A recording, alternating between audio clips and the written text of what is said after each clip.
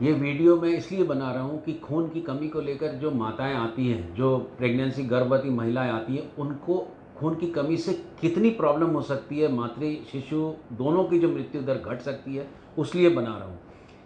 अब मान के ये चलना कि दो तरह के लोग हैं कि जब एनीमिया होता है, जब खून की कमी होती है, तो कई लोग ऐसे होते हैं कि आप उनको कुछ कर ही नहीं सकते, सिखा भी नहीं सकते। उनका डिलीवरी भी होता है, बच्चा छोटा होता है, बच्चा मर जाता है, कई बार माँ की भी डेथ हो जाती है, तो इनको आप सुधार नहीं सकते।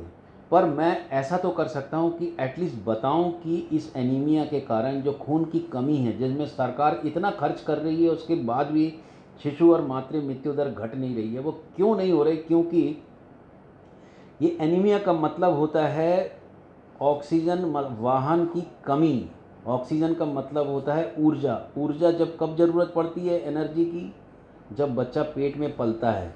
उस बच्चे को पालने के लिए माँ जो कनेरी बनाती है उसको, ताकि बच्चे को क्या सप्लाई अच्छी हो सके, इसकी कनेरी अच्छी नहीं बनती। कनेरी अच्छी नहीं बनती है तो बच्चा को ब्लड सप्लाई और एनर्जी की सप्लाई नहीं बनती, तो बच्चा छोटा होता है। छोटा होता है, जल्दी पैदा हो जाता है, और कई बार अधिकतर बहुत ज़्यादा यदि एनर्जी लॉस हो तो मर भी जाता है।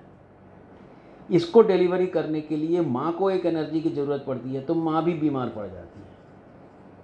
कई बार इस समय जब डिलीवरी होती है तो माँ भी मर जाती है। तो ये शिशु, घर और माँ, ये दोनों का जो हेल्थ है, ये इतना इम्पॉर्टेंट है कि इसको जब ये महिला प्रेग्नेंट होती है या गर्भवती होती है, घर वाले यदि थोड़ा सा ध्यान दें, औरत अपनी तरफ ध्यान दे, या प्रेग्नेंट होने के पहले थोड़ा ध्यान दे कि उसका ऑक्सीजन कैरिंग कैपेसिटी, उसको ऑक्सीजन ले जाने की जो क्षमता खून में है, उसको हीमोग्लोबिन बोलते हैं। इस हीमोग्लोबिन की मात्रा कम से कम 11 ग्राम होना चाहिए।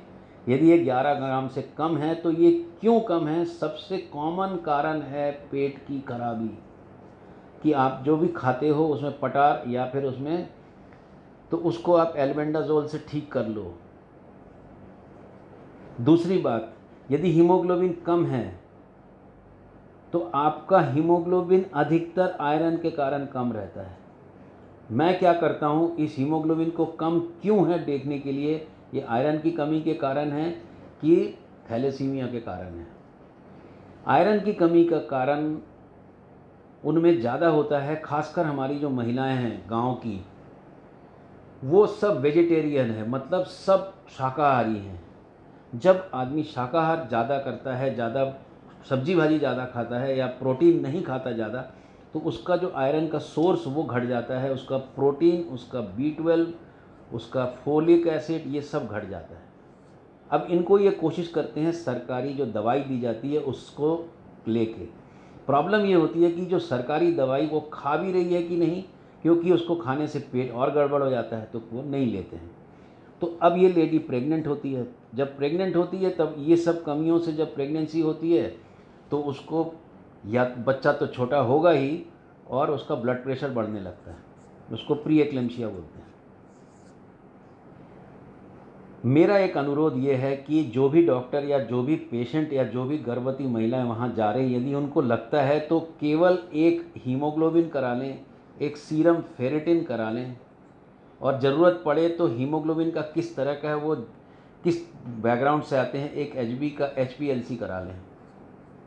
इन चीज़ों से ये पता चलता है कि ये हीमोग्लोबिन आयरन डेफिशिएंसी का है कि थैलेसीमिया का है। यदि आयरन डेफिशिएंसी का है तो आयरन का इंजेक्शन लगा दें एक बार लोड करके। 1000 मिलीग्राम यदि लगाने का नहीं रख सकते तो 500 मिलीग्राम के 2 बार में लगा दें, उसका फेरेटिन का इंजेक्शन, FCM। इसके साथ में यदि फोलिक एसिड का इंजेक्शन लगा दें। मैं इंजेक्शन इसलिए लगाने बोल रहा हूँ कि ये एक बार यदि लोड कर दे प्रेगनेंसी की शुरुआत में तो इतनी हेल्प करती है माँ को और भीतर गर्भस्थ शिशु को, कि जब वो, आप यदि दवाई नहीं भी खाए तो भी बच्चा और माँ दोनों बहुत तंदुरुस्त होते हैं, और एक अच्छे बच्चे का और एक अच्छे माँ की हमको एक मिलता है। और जो बाकी बच्चा छोटा होना या प्रेगनेंसी में ब्लड प्रेशर हो जाना, वो घट जाता है। तो बहुत सारे कॉम्प्लिकेशन घट जाते हैं।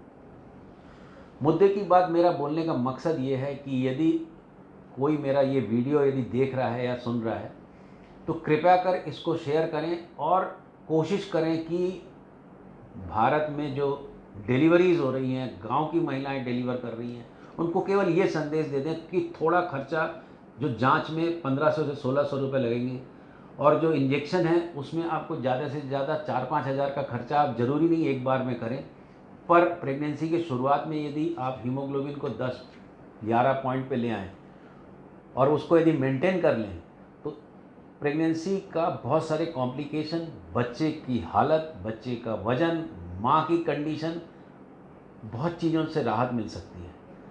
यदि इसको आप शेयर करते हैं तो एक बहुत बड़ा उपकार होगा।